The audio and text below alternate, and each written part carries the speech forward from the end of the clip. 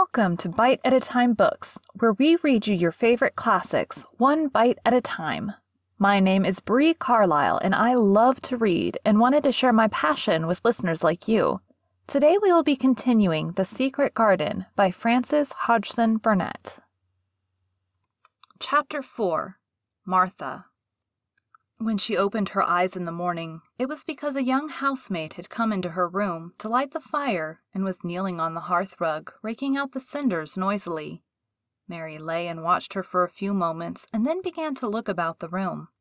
She had never seen a room at all like it and thought it curious and gloomy. The walls were covered with tapestry with a forest scene embroidered on it. They were fantastically dressed people under the trees, and in the distance there was a glimpse of the turrets of a castle. There were hunters and horses and dogs and ladies. Mary felt as if she were in the forest with them. Out of a deep window she could see a great climbing stretch of land, which seemed to have no trees on it, and to look rather like an endless, dull, purplish sea. "What is that?" she said, pointing out of the window. Martha, the young housemaid, who had just risen to her feet, looked and pointed also. "That there?" she said. "Yes, that's the moor," with a good-natured grin. "Does thee like it?" "No," answered Mary, "I hate it." "That's because thou'rt not used to it," Martha said, going back to her hearth. "Thee thinks it's too big and bare now, but thou'll like it." "Do you?" inquired Mary. "Aye, that I do," answered Martha, cheerfully polishing away at the grate. "I just love it. It's none bare. It's covered with growin' things as smells sweet. It's fair lovely in spring and summer, when the gorse and broom and heather's in flower. It smells o' honey, and there's such a lot of fresh air, and the sky looks so high, and the bees and skylarks make such a nice noise, hummin' and sighin'. I wouldn't live away from the moor for anything." Mary listened to her with a grave, puzzled expression. The native servants she had been used to in India were not in the least like this. They were obsequious and servile and did not presume to talk to their masters as if they were their equals. They made salaams and called them protector of the poor, and names of that sort. Indian servants were commanded to do things, not asked.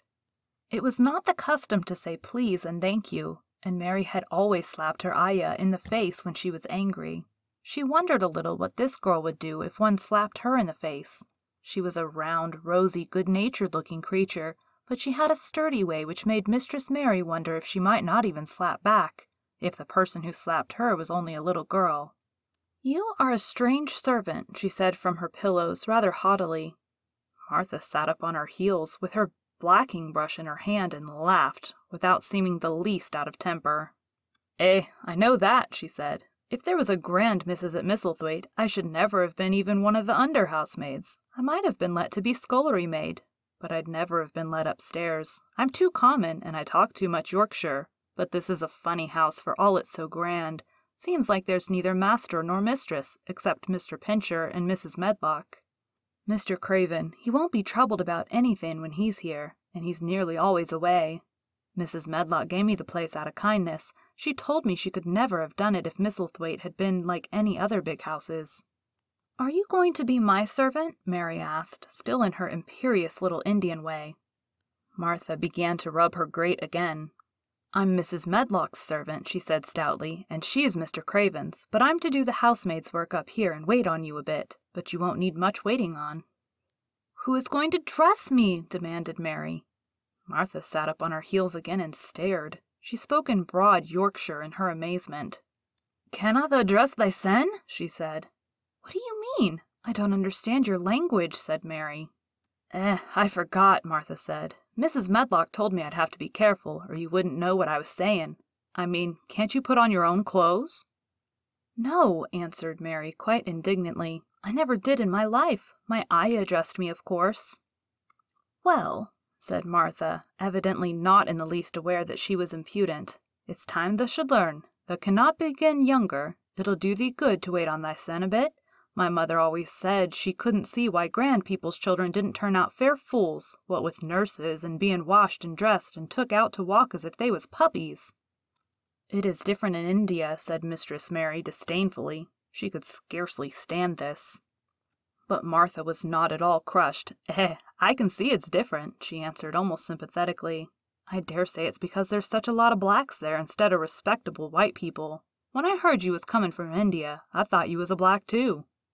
Mary sat up in bed furious. What? She said. What? You thought I was a native? You daughter of a pig.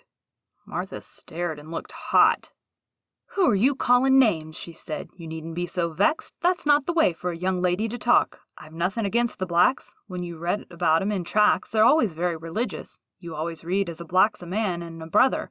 I've never seen a black, and I was fair pleased to think I was going to see one close. When I come in to light your fire this morning, I crept up to you in bed and pulled the cover back, careful to look at you, and there you was, disappointedly. No more blacks than me, for all you're so yeller. Mary did not even try to control her rage and humiliation. You thought I was a native! You dared! You don't know anything about natives. They are not people, they're servants who must sail 'em to you. You know nothing about India. You know nothing about anything. She was in such a rage and felt so helpless before the girl's simple stare, and somehow she suddenly felt so horribly lonely and far away from everything she understood and which understood her, that she threw herself face downward on the pillows and burst into passionate sobbing. She sobbed so unrestrainedly that good-natured Yorkshire Martha was a little frightened and quite sorry for her. She went to the bed and bent over her. You mustn't cry like that there, she begged. You mustn't for sure. I didn't know you'd be vexed. I didn't know anything about anything, just as you said. I beg your pardon, miss. Do stop crying. There was something comforting and really friendly in her queer Yorkshire speech and sturdy way which had a good effect on Mary. She gradually ceased crying and became quiet. Martha looked relieved. It's time for thee to get up now, she said. Mrs. Medlock said I was to carry the breakfast and tea and dinner into the room next to this. It's been made into a nursery for thee. I'll help thee on with thy clothes, if they'll get out of bed. If the buttons are at the back, thou cannot button them up thyself. When Mary at last decided to get up, the clothes Martha took from the wardrobe were not the ones she had worn when she arrived the night before with Mrs. Medlock. Those are not mine, she said. Mine are black. She looked the thick white wool coat and dress over, and added with cool approval, Those are nicer than mine.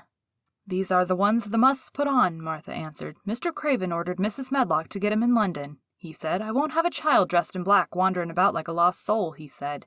It'd make the place sadder than it is. Put color on her. Mother, she said, she knew what he meant. Mother always knows what a body means. She doesn't hold with black herself. I hate black things, said Mary. The dressing process was one which taught them both something. Martha had buttoned up her little sisters and brothers, but she had never seen a child who stood still and waited for another person to do things for her, as if she had neither hands nor feet of her own. Why doesn't thou put on thou own shoes? She said, when Mary quietly held out her foot. My ayah did it, answered Mary, staring. It was the custom. She said that very often. It was the custom. The native servants were always saying it. If one told them to do a thing their ancestors had not done for 1,000 years, they gazed at one mildly and said, It is not the custom, and one knew that was the end of the matter. It had not been the custom that Mistress Mary should do anything but stand and allow herself to be dressed like a doll, but before she was ready for breakfast, she began to suspect that her life at Misselthwaite Manor would end by teaching her a number of things quite new to her. Things such as putting on her own shoes and stockings, and picking up things she let fall. If Martha had been a well-trained fine young lady's maid, she would have been more subservient and respectful, and would have known that it was her business to brush hair and button boots, and pick things up and lay them away. She was, however, only an untrained Yorkshire rustic who had been brought up in a moorland cottage with a swarm of little brothers and sisters, who had never dreamed of doing anything but waiting on themselves and on the younger ones who were either babies in arms, or just learning to totter about and tumble over things. If Mary Lennox had been a child who was ready to be amused, she would perhaps have laughed at Martha's readiness to talk, but Mary only listened to her coldly and wondered at her freedom of manner. At first she was not at all interested, but gradually, as the girl rattled on in her good-tempered, homely way, Mary began to notice what she was saying. You should see 'em all, she said. There's 12 of us, and my father only gets 16 shillings a week. I can tell you my mother's put to it to get porridge for 'em all. They tumble about on the moor and play there all day, and mother says the air of the moors fattens 'em. She says she believes they eat the grass, same as the wild ponies do. Our Diggin, he's 12 years old, and he's got a pony he calls his own. "Where did he get it?" asked Mary. "He found it on the moor with its mother when it was a little one, and he began to make friends with it and gave it bits of bread and pluck young grass for it, and it got to like him, so it follows him about and it lets him get on its back. Dickon's a kind lad, and animals like him."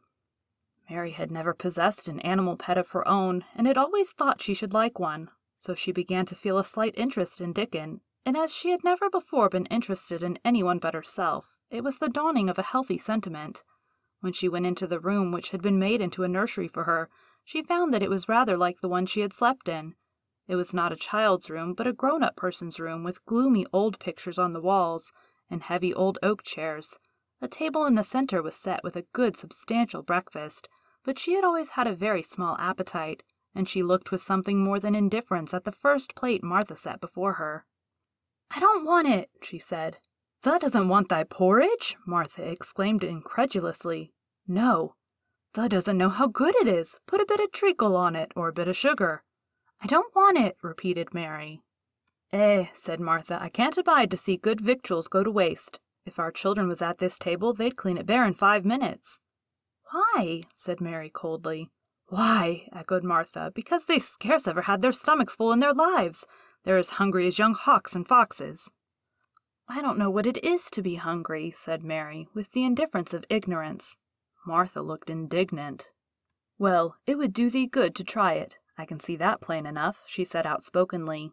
"I've no patience with folk as sits and just stares at good bread and meat. My word, don't I wish Dickon and Phil and Jane and the rest of 'em had what's here under their pinafores." "Why don't you take it to them?" suggested Mary. "It's not mine," answered Martha stoutly, "and this isn't my day out. I get my day out once a month, same as the rest. Then I go home and clean up for Mother and give her a day's rest." Mary drank some tea and ate a little toast and some marmalade. "You wrap up warm and run out and play, you," said Martha. "It'll do you good and give you some stomach for your meat." Mary went to the window. There were gardens and paths and big trees, but everything looked dull and wintry. "Out? Why should I go out on a day like this?" "Well, if thou doesn't go out, thou'lt have to stay in, and what has thou got to do?" Mary glanced about her. There was nothing to do. When Mrs. Medlock had prepared the nursery, she had not thought of amusement. Perhaps it would be better to go and see what the gardens were like. "Who will go with me?" she inquired. Martha stared. "You'll go by yourself," she answered. "You'll have to learn to play like other children does when they haven't got sisters and brothers. Our Dickon goes off on the moor by himself and plays for hours. That's how he made friends with the pony. He got sheep on the moor that knows him, and birds as comes and eats out of his hand. However little there is to eat, he always saves a bit of his bread to coax his pets." It was really this mention of Dickon which made Mary decide to go out, though she was not aware of it. There would be birds outside, though there would not be ponies or sheep. They would be different from the birds in India, and it might amuse her to look at them. Martha found her coat and hat for her and a pair of stout little boots, and she showed her her way downstairs. "If thou goes round that way, thou'll come to the garden," she said, pointing to a gate in a wall of shrubbery. "There's lots of flowers in summertime, but there's nothing bloomin' now." She seemed to hesitate a second before she added, "One of the gardens is locked up. No one has been in it for 10 years.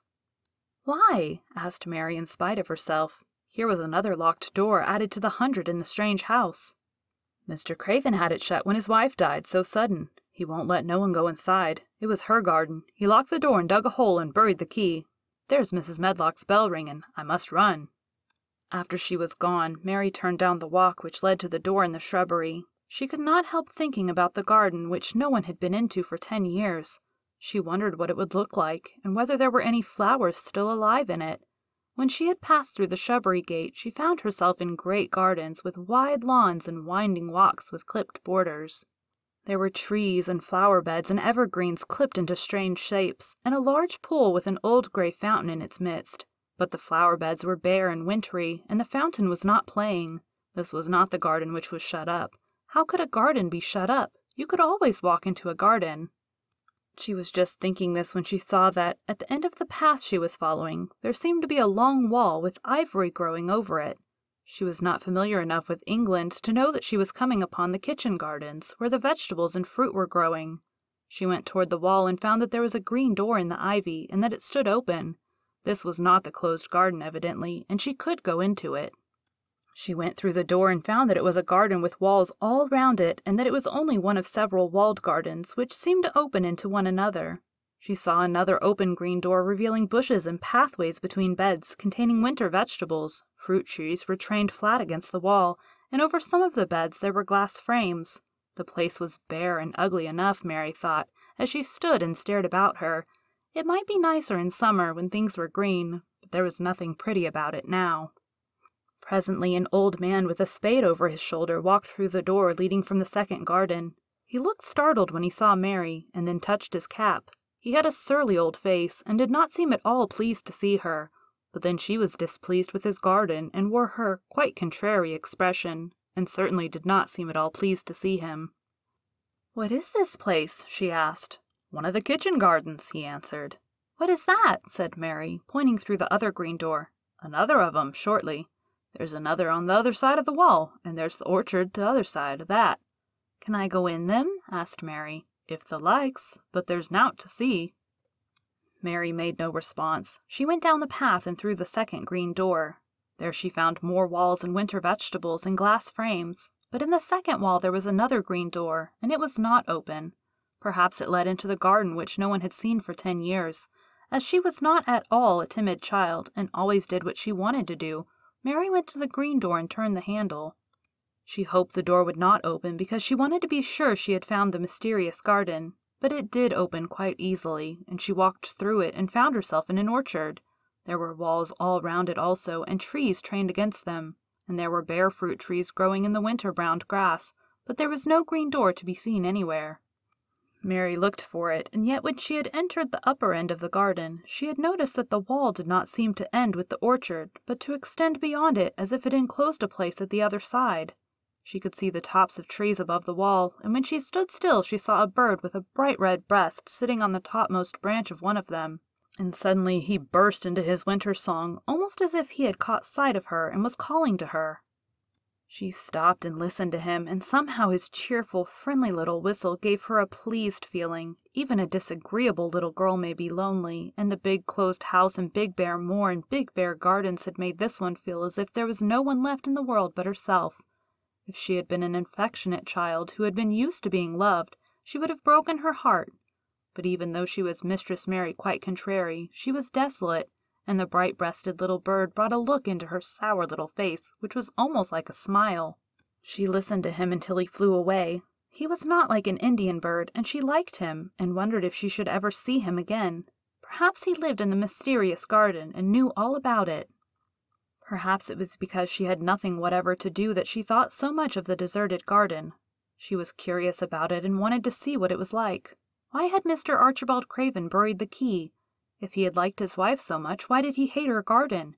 She wondered if she should ever see him, but she knew that if she did, she should not like him, and he would not like her, and that she should only stand and stare at him and say nothing, though she should be wanting dreadfully to ask him why he had done such a queer thing. "People never like me, and I never like people," she thought, "and I never can talk as the Crawford children could. They were always talking and laughing and making noises." She thought of the robin and of the way he seemed to sing his song at her, and as she remembered the tree-top he perched on, she stopped rather suddenly on the path.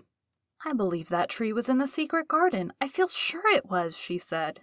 "There was a wall round the place, and there was no door." She walked back into the first kitchen garden she had entered and found the old man digging there. She went and stood beside him and watched him a few moments in her cold little way. He took no notice of her, and so at last she spoke to him. "I've been in the other garden," she said. "There was nothing to prevent thee," he answered crustily. "I went into the orchard." "There was no dog at the door to bite thee," he answered.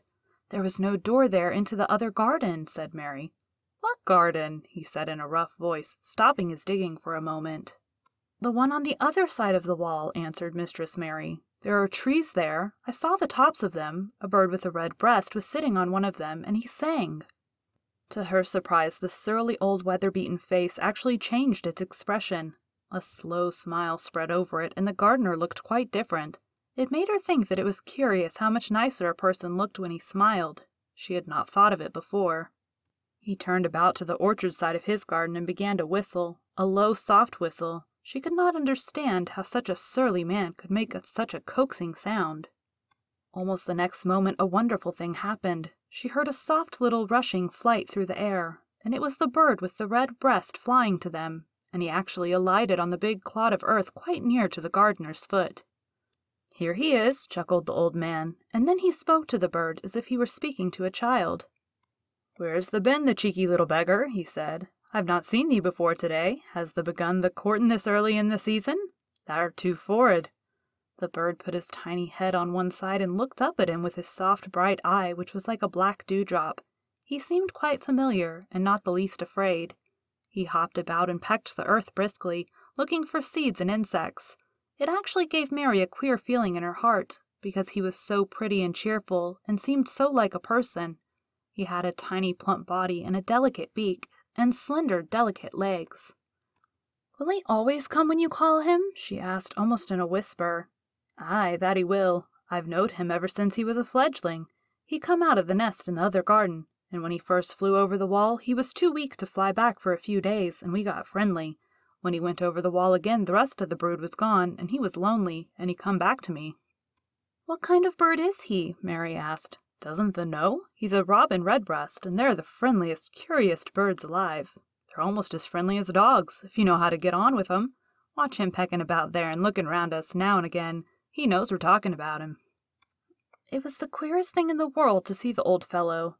He looked at the plump little scarlet waistcoated bird as if he were both proud and fond of him. "He's a conceited one," he chuckled. "He likes to hear folk talk about him, and curious, bless me, there never was his like for curiosity and meddlin'. He's always comin' to see what I'm plantin'. He knows all the things. Mester Craven never troubles hisself to find out. He's head gardener, he is." The robin hopped about busily pecking the soil, and now and then stopped and looked at them a little.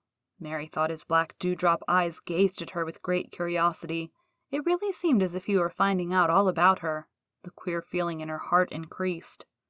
"Where did the rest of the brood fly to?" she asked. "There's no knowin'. The old ones turn 'em out of their nest to make 'em fly, and they're scattered before you know it. This one was knowin' one, and he knew he was lonely." Mistress Mary went a step nearer to the robin and looked at him very hard. "I'm lonely," she said. She had not known before that this was one of the things which made her feel sour and cross. She seemed to find it out when the robin looked at her, and she looked at the robin. The old gardener pushed his cap back on his bald head and stared at her a minute. "Art thou the little wench from India?" he asked. Mary nodded. "Then no wonder thou'rt lonely. Thou'lt be lonelier before thou's done," he said. He began to dig again, driving his spade deep into the rich black garden soil, while the robin hopped about, very busily employed. "What is your name?" Mary inquired. He stood up to answer her. "Ben Weatherstaff," he answered, and then he added with a surly chuckle, "I'm lonely myself, except when he's with me," and he jerked his thumb toward the robin. "He's the only friend I've got." "I have no friends at all," said Mary. "I never had. My ayah didn't like me, and I never played with anyone."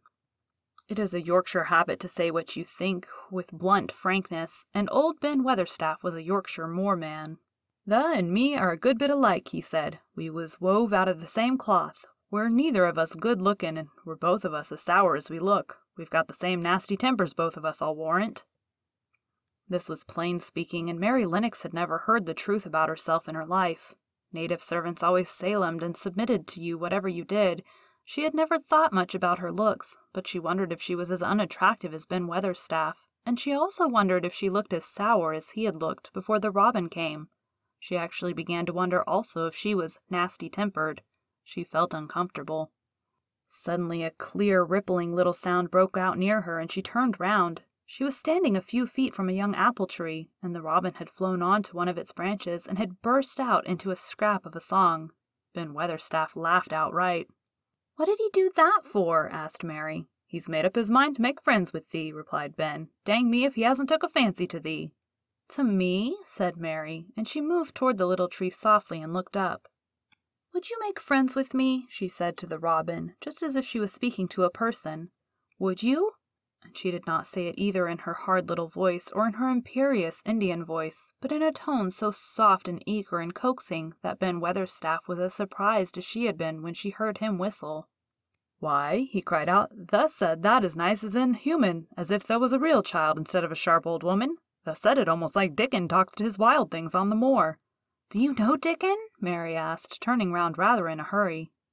Everybody knows him. Dickon's wandering about everywhere. The very blackberries and heather bells knows him. I warrant the foxes shows him where their cubs lie, and the skylarks doesn't hide their nests from him." Mary would have liked to ask some more questions. She was almost as curious about Dickon as she was about the deserted garden. But just that moment the robin, who had ended his song, gave a little shake of his wings, spread them, and flew away. He had made his visit and had other things to do. "He has flown over the wall!" Mary cried out, watching him. "He has flown into the orchard! He has flown across the other wall into the garden where there is no door!" "He lives there," said old Ben. "He came out of the egg there. If he's courtin', he's making up to some young madam of a robin that lives among the old rose trees there." "Rose trees," said Mary. "Are there rose trees?" Ben Weatherstaff took up his spade again and began to dig. "There was 10 year ago," he mumbled. "I should like to see them," said Mary. "Where is the green door? There must be a door somewhere." Ben drove his spade deep and looked as uncompanionable as he had looked when she first saw him. "There was 10 year ago, but there isn't now," he said. "No door!" cried Mary. "There must be." "None as anyone can find, and none as anyone's business. Don't you be a meddlesome wench and poke your nose where it's no cause to go. Here I must go on with my work. Get you gone and play, you. I've no more time." And he actually stopped digging, threw his spade over his shoulder, and walked off without even glancing at her or saying goodbye. Thank you for joining Bite at a Time Books today, while we read a bite of one of your favorite classics. If you enjoyed today's bite, please drop us a review on your favorite podcast platform. Also, be sure to check us on our website, www.biteatatimebooks.com, or all the social media at Bite at a Time Books. Again, my name is Bree Carlile, and I hope you come back tomorrow while we take the next bite of The Secret Garden.